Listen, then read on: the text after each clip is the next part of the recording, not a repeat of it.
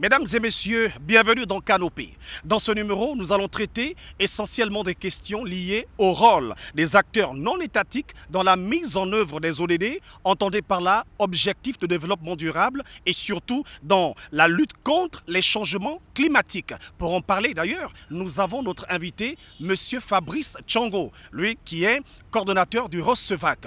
A tout de suite.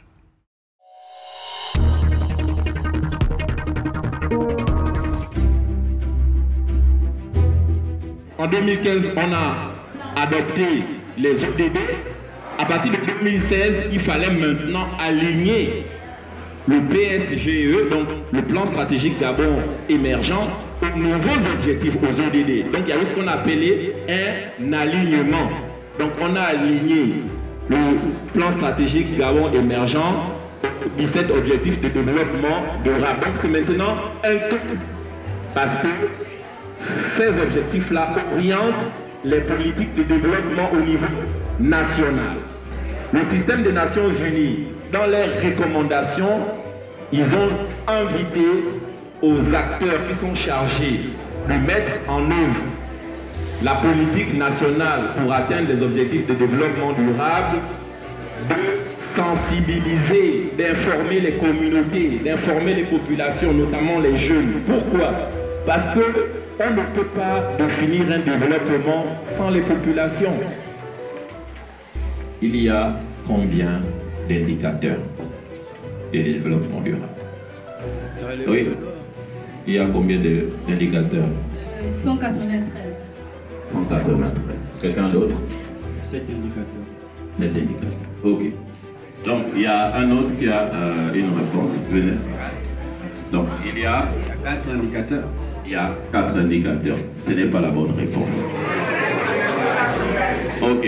Alors, il y a 169 indicateurs. Si vous avez suivi les vidéos, ils ont répété. Non.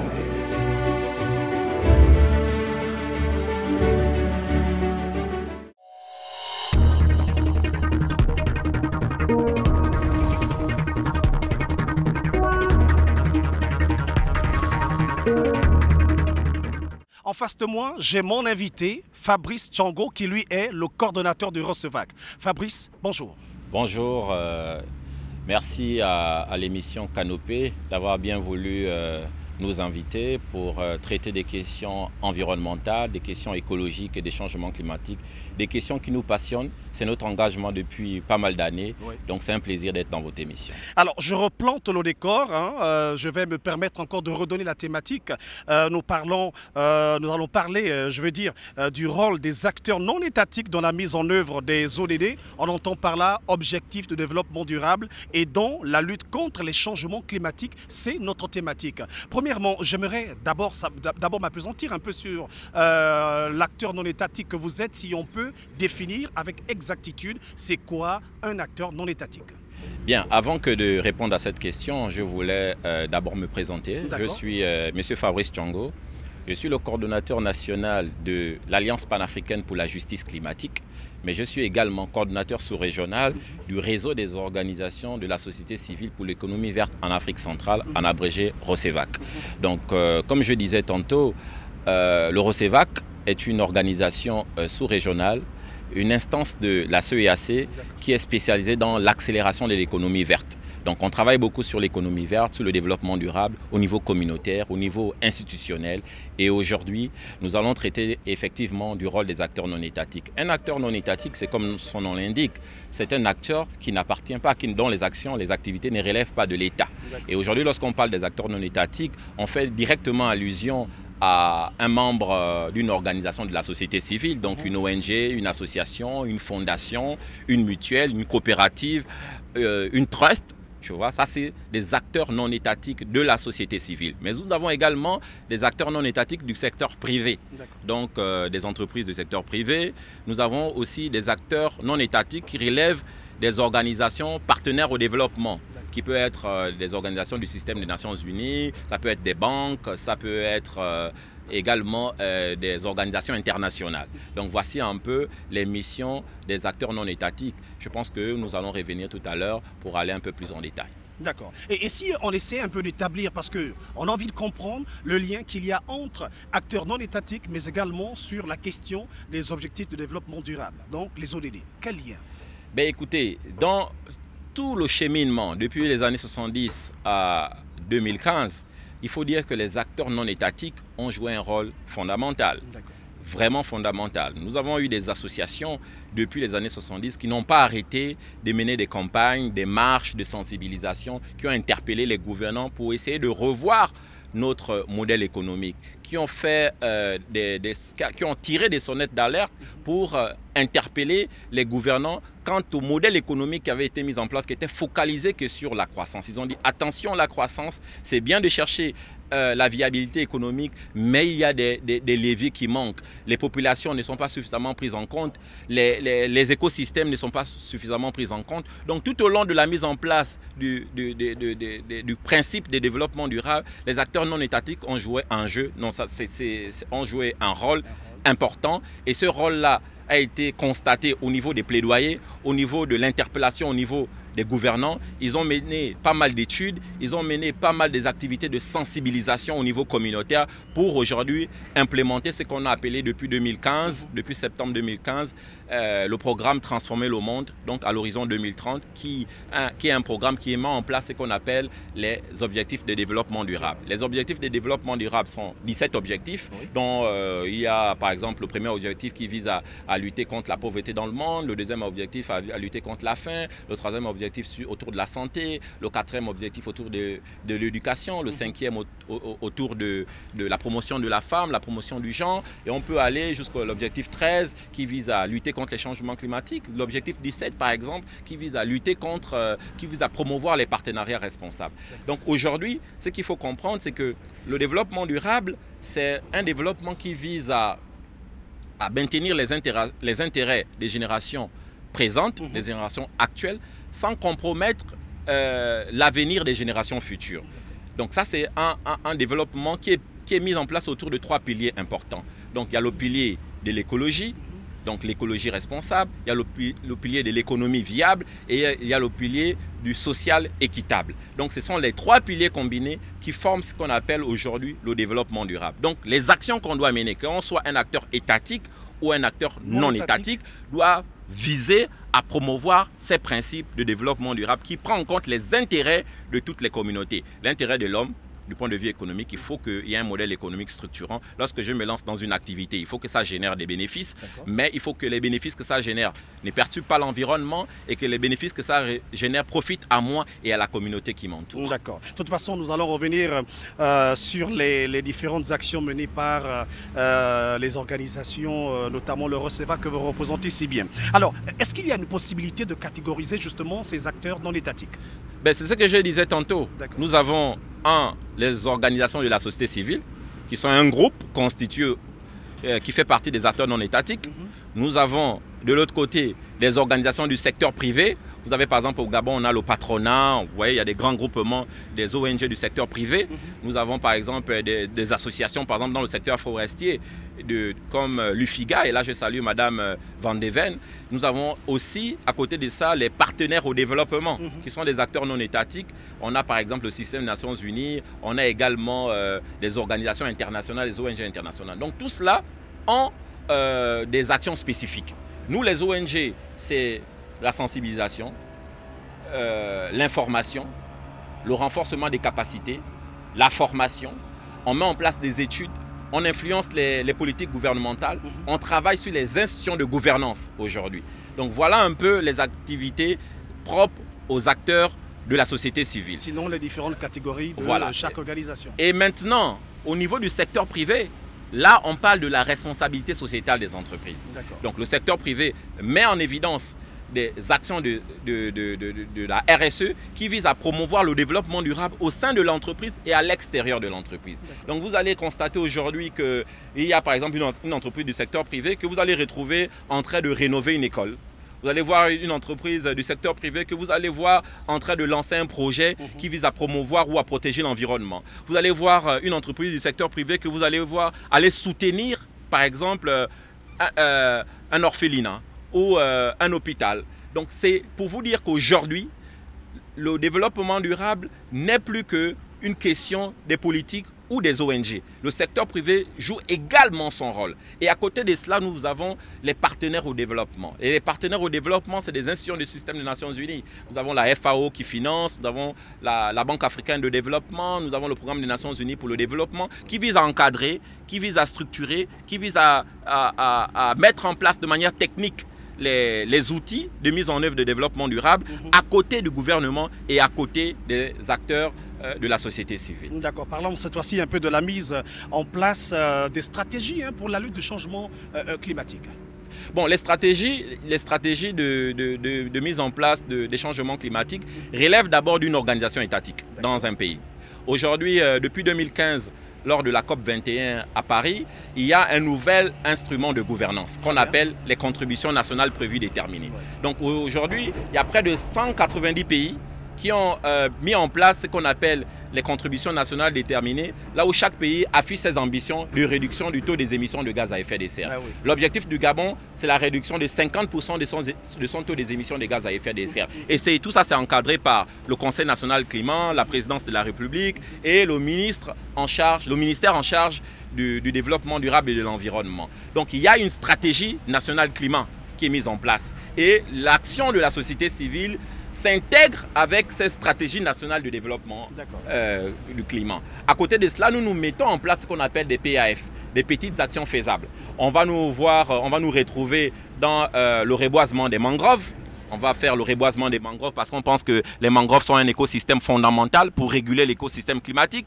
On va nous retrouver dans la gestion durable des déchets. Vous allez voir qu'on essaie de récupérer les déchets au niveau des plages, qu'on transforme après et on arrive à commercialiser, fabriquer de l'humus, fabriquer également des biocarburants. Voilà, ce sont des activités qui visent à s'engager dans la question de la gouvernance climatique. Mais comme je vous ai dit, la gouvernance climatique est d'abord encadrée par des acteurs étatiques et nous, les acteurs non étatiques, nous prenons le relais, nous assurons la mise en œuvre et nous sommes des interfaces entre les populations et les gouvernants. D'accord, je pense quand même que oui, ce relais, il se fait déjà depuis un bon bout de temps. Votre organisation qui est bien structurée et bien implantée dans notre pays, le Gabon, et même dans la sous-région, peut-on aujourd'hui essayer d'évoquer quelques actions concrètes déjà menées sur le terrain, pas à pas, si on peut les citer, les énumérer, et aussi essayer de démontrer aussi l'impact de ces actions au niveau des populations? Mais nous avons mené depuis près de 15 ans, beaucoup d'actions. Mais je vais revenir sur les actions phares. Nous avons mené des actions de plaidoyer.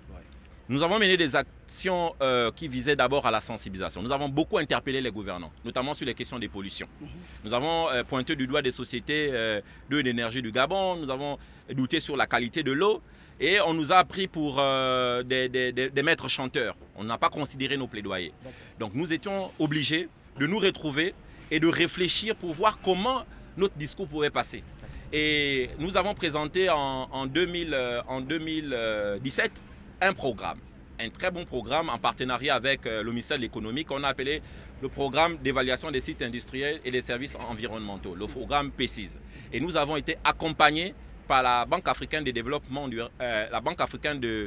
la BAD, qui nous a octroyé près de 1 milliard de francs. Et c'est pas rien du tout, 1 milliard. Et c'est pas rien du tout. Et nous sommes aujourd'hui la première organisation au niveau sous-régional à avoir eu un financement aussi important. Ce financement a visé à évaluer les sites industriels. Nous sommes allés un peu dans pas mal de sites vers plusieurs compagnies pétrolières, minières, industrielles qui ont déployé des actions depuis les années 60 pour voir s'il y avait des impacts de leur action, quel était le niveau de pollution de ces actions-là, de ces entreprises sur le terrain. Et aujourd'hui, les résultats sont au niveau du gouvernement de la République, aujourd'hui les résultats sont au niveau de l'Assemblée nationale, aujourd'hui les résultats sont à la Banque africaine de développement. Il y a un programme pour aller dans la phase 2 de ce projet qui visera à régler les problèmes. Donc pour nous, il n'est pas question d'en parler parce que ce n'était pas une étude à charge. Notre approche, c'est de participer au développement, c'est d'accompagner le développement, ce n'est pas venir bloquer le développement. Donc on attend vraiment, et là je profite de votre tribune, pour appeler le gouvernement à réellement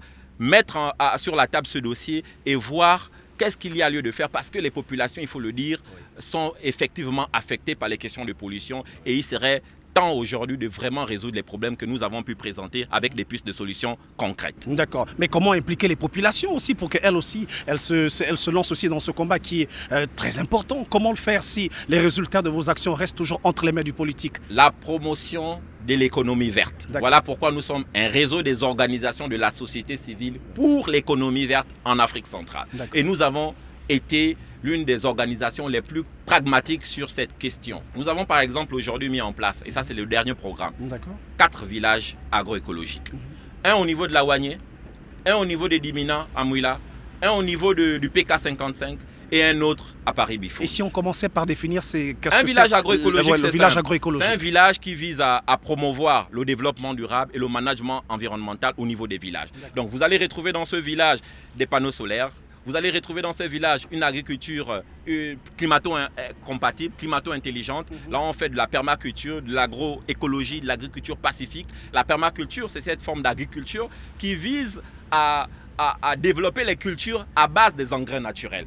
On n'a plus besoin des engrais chimiques. Ça fait que celui qui consomme des produits naturels, des produits bio qui visent à améliorer la santé des populations. Et ça, c'est la vision du ROCEVAC. Vraiment accélérer l'économie verte. Et ça, ce n'est pas que sur la question des villages agroécologiques. Nous avons présenté des programmes dans le cadre de l'industrie des déchets. Nous avons présenté des programmes dans le cadre des énergies renouvelables. Donc, tous les secteurs qui ont un lien direct ou indirect avec l'environnement. Nous avons des projets aujourd'hui qui sont mis en œuvre avec pas mal de partenaires au développement. Aujourd'hui, de manière concrète, je vais terminer par là pour ce qui est de nos actions. Nous sommes la première organisation qui a réussi à emmener ce qu'on appelle les ODD au niveau communautaire. Nous avons fait une caravane nationale des ODD. Et qui sont les bénéficiaires justement de tous ces populations cibles. Les populations cibles. Par exemple, nous avons sensibilisé près de 3000 jeunes. On a quand même une idée sur les tranches d'âge, hein? Les tranches d'âge, c'est les tranches d'âge qui quittent de 7 à 35 ans. Nous sommes allés dans du préscolaire, au scolaire,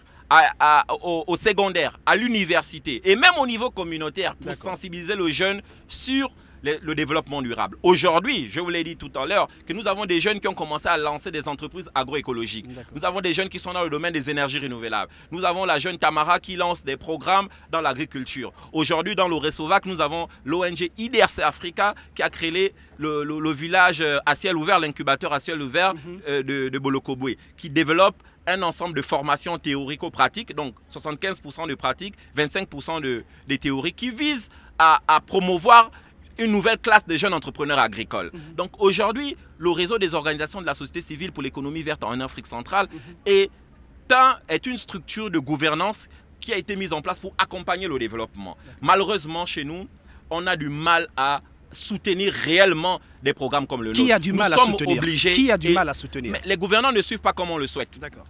Là, je salue quand même, il y a quelques parties prenantes, la Direction générale de l'environnement qui est décidée à mettre en place un programme ambitieux et on souhaite vraiment que ce programme-là soit mis en œuvre. Nous saluons également l'ancien ministre de l'économie, M. Régis Simongo, qui a cru en nous. Nous saluons également le système des Nations Unies, donc à travers Francis James et Steven Jackson qui nous ont accompagnés dans le cadre des ODD. Il y a quelques entreprises du secteur privé qui nous accompagnent, mais on aimerait beaucoup plus d'engagement, notamment du Premier ministre ou de notre ministre de tutelle. Voilà, donc il y a tellement de choses qu'on peut apporter. Le gouvernement seul ne peut pas tout faire. Donc il y a à côté des acteurs étatiques, des acteurs non étatiques qui ont des programmes, qui ont des projets et qui n'attendent qu'à être accompagnés. Aujourd'hui, vous allez voir ce qui est un peu dommageable, c'est qu'on se tourne beaucoup plus vers l'international. C'est beaucoup plus l'international qui finance le développement dans nos pays, alors que ce n'est pas les financements qui manquent au budget de l'État. Mais peut-être que c'est là-bas où il y a des bailleurs de fonds assez importants. Oui, mais à combien? On doit se poser la question de savoir, lorsque on dit qu'on a un président, un champion comme Ali Bongo Ondimba, qui est champion de la question climatique, qui est champion de la question environnementale, qui a à lui tout seul donné un pilier sur le Gabon vert. Mais combien le Gabon vert coûte? L'État, le budget de l'État représente combien pour le développement du Gabon vert? Et le Gabon vert, ce n'est pas une question simplement des gouvernants. Quelle est la place des acteurs non étatiques dans la mise en œuvre de cette politique du Gabon vert? Donc on a besoin de vraiment être intégré. On n'a pas besoin d'être là simplement pour venir valider les rapports, valider les ateliers. Et parfois ces rapports, pour certains, voilà, et sont parfois un peu douteux. Voilà, douteux. Et ce qu'on a besoin aujourd'hui, c'est d'avoir, les populations nous demandent, on dit oui, c'est bien vous faites les forums, c'est bien vous faites des ateliers, mais on a besoin des actions concrètes sur le terrain. Mais pour financer ces actions, pour accompagner ce développement, on ne peut pas tout faire seul. Et ce n'est pas toujours l'argent qui viendra d'ailleurs, qui viendra développer nos économies, alors que nous avons un budget et nous avons des financements disponibles, mais qui ne sont pas toujours utilisés pour la destination souhaitée. Donc là, je profite aussi de rappeler que la gouvernance est un levier fondamental pour le développement d'un pays. Donc je demande au chef de l'État d'être beaucoup plus regardant sur la question de la gouvernance, qui doit beaucoup combattre la corruption parce qu'il y a beaucoup de fonds sur le développement durable qui sont détournés. Nous avons des résultats, nous avons des réalités, nous avons des rapports et que nous déposons à la présidence même de la République. Malheureusement, il n'y a pas une interpellation. On attend que les responsables, ceux qui détournent l'argent du développement durable, ceux qui détournent l'argent de l'environnement soient interpellés pour que les actions qu'on a mises en place, qu'on a prévu de mettre en place soient réellement réalisées pour le bien des communautés. On sait que la question de la corruption, le ministre Keïan en fait son cheval de bataille. Mais bien, pour la suite, par rapport justement, suite à tout ce que vous dites, on réalise que les acteurs non étatiques ont un rôle très important à jouer en ce qui concerne les questions liées au changement climatique. Oui, nous avons un rôle essentiel. Nous avons un rôle essentiel. Je veux vous dire déjà qu'au niveau de la Convention 4 des Nations Unies sur le changement climatique, la société civile a une place de choix. Y compris le secteur privé. Donc lorsque nous allons négocier au niveau international, donc il y a ce qu'on appelle les conférences des parties, nous sommes partie prenante. Donc aucune décision aujourd'hui ne peut se prendre sans l'avis de la société civile. Et la société civile, à travers le ROCEVAC, à travers l'Alliance panafricaine pour la justice climatique, le PACJA, représente le gouvernement, représente le Gabon, je vais dire, au niveau de ces forums internationaux. Donc nous avons un rôle important à jouer au niveau de l'influence des politiques. Deuxièmement, nous avons un rôle essentiel à jouer au niveau de la communication liée aux différents programmes en lien avec les changements climatiques. Et dernièrement, nous avons un rôle crucial à jouer dans la mise en œuvre des mécanismes d'adaptation et d'atténuation au changement climatique. Et sur le changement climatique, le Gabon est-il à l'abri? Oui, aujourd'hui on va dire qu'en termes de politique climatique, nous avons l'une des politiques les mieux structurées. Malheureusement, ce qui pêche, c'est la mise en œuvre. Je vais vous dire quelque chose de surprenant. C'est-à-dire qu'en 2015, le Gabon a été le premier pays africain à afficher son ambition de réduction de 50% du taux des émissions de gaz à effet de serre. 5 ans après, pas mal de pays ont déjà terminé sans ce qu'on appelle les contributions nationales déterminées. Ça, la version finale. Mais le Gabon est en train de traîner sur la politique. Aujourd'hui, on n'a pas un plan d'investissement climatique structuré, clair et cohérent qu'on peut consulter sur Internet.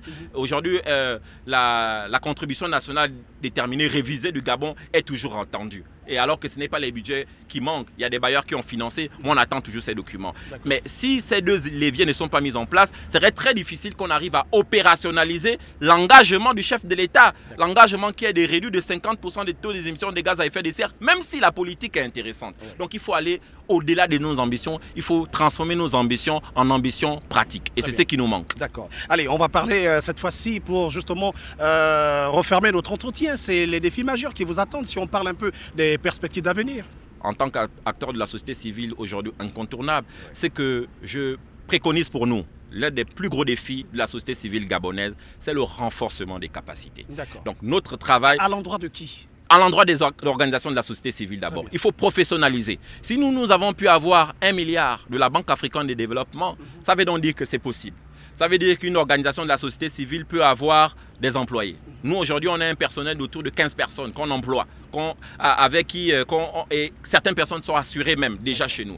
Donc, on a besoin d'avoir 5, 6, pourquoi pas 10 organisations de la société civile au Gabon qui arrivent à avoir des financements aussi importants. En un mot, que les ONG, associations deviennent des entreprises sociales, c'est cela? Effectivement. Donc, il faut promouvoir l'entrepreneuriat social et solidaire à l'endroit des acteurs de la société civile. Mais à côté de ça, l'autre défi, c'est de pouvoir participer au développement. Et ça, c'est un défi qui n'est pas forcément lié à nous, mais à l'oreille. Là, j'interpelle le gouvernement de nous accorder une place beaucoup plus importante. La société civile, ce n'est pas un groupement de personnes qui ne savent rien faire. Au niveau de la société civile... Ou un groupement des revendicateurs. Des revendicateurs, pas du tout. Nous sommes là, je vous l'ai dit, nous participons au développement. Au niveau de la société civile, vous avez des docteurs, nous avons des ingénieurs, nous avons des professeurs. Donc la société civile aujourd'hui a des compétences qui peuvent, ma foi, si on nous donne la chance, participer au développement du pays et pouvoir mettre le Gabon en orbite. Aujourd'hui, le Gabon peut devenir un hub en termes d'économie verte. Et pour cela, il faut qu'on arrive à intégrer toutes les parties prenantes comme le souhaite, comme le préconise l'ODD 17. Y compris les populations aussi. Y compris les populations. Oui.